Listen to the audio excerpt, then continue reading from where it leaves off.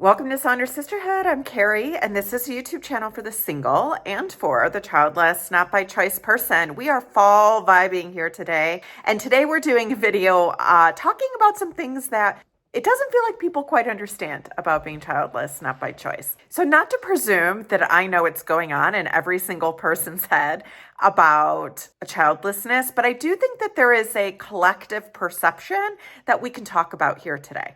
So my perspective will come from the things that I didn't realize or I didn't know prior to identifying as being childless, not by choice, and through conversations and interactions that I've had with lots of people about this topic, just based on the fact that I talk about it on podcasts. I have this YouTube channel and I'm a therapist. So thankfully, I've actually had very few negative interactions related to being childless with people that I've come across in my life personally. And even the negative interactions that I feel like I have had, I really don't feel like they were meant to be overtly malicious or insensitive. Now they were, and that's how they landed, but I don't think somebody set out to do that in their response. I think I caught them off guard in terms of telling them, no, I don't have kids. And then people started to blurt or they didn't know what to say. Or they tried to create a light mood when it felt like the mood might have got heavy. I personally feel like a lot of the really overt negative stuff comes from the things that I witness or absorb kind of out in the world, particularly through society, particularly when I happen to sort of glance through more political stuff. There, I think it's kind of a hotbed for some pretty negative stuff around people who don't have kids. Oftentimes, not all the time, but oftentimes these things are said by powerful people. And they say things that really kind of lead me to believe they really don't know what they're talking about because they're just kind of so off in left field when they're talking about the characteristics or traits of people or what people are thinking or what drives people to certain choices along their life. And then I also try and remind myself that they are pushing an agenda oftentimes. I also think when we look at media in terms of sitcoms or shows, things like that, I do think it's getting a little bit better, but there's definitely a lag in terms of how, particularly a woman, but also men, it's just a different stereotype. And sometimes those things irk me, but it's more from circles that are further away from me than those circles that are near me. And I know that that is not the case for everybody.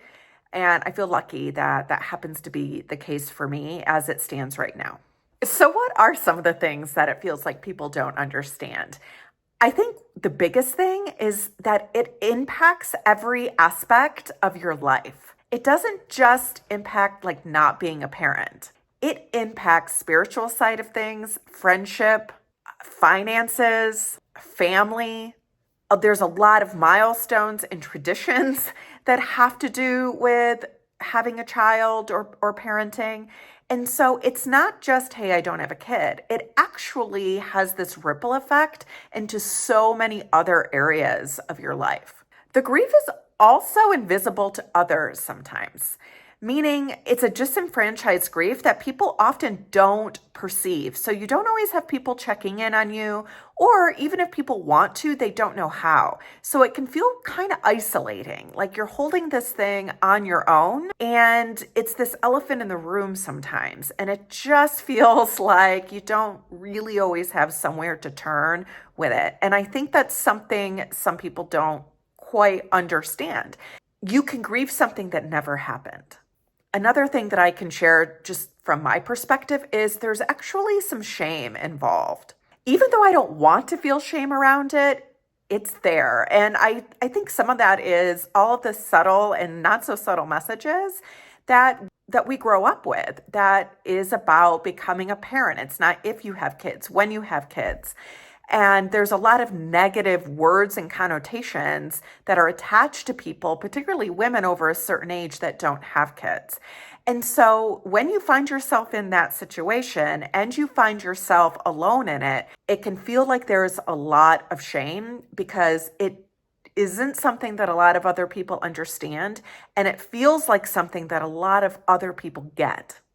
I have to use a lot of self-talk to kind of actively combat the stereotypes that just are in my brain, not because I want them to be, but because they're there. And so I have to combat those.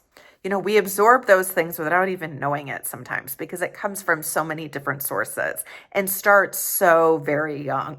I also didn't realize that I would have to say to myself often, wait, that's not my story. People have such a narrow idea of how a person can end up being childless. And so there's a lot of narratives out there that people make up. And sometimes you're like, wait, maybe that is why I'm childless. Maybe I have all these negative characteristics. And then I have to really remind myself, wait, that's not your story. That's not you. That's a lot of projection from the outside world. And that is something I didn't understand until I started to experience that and feel that. That's not my story.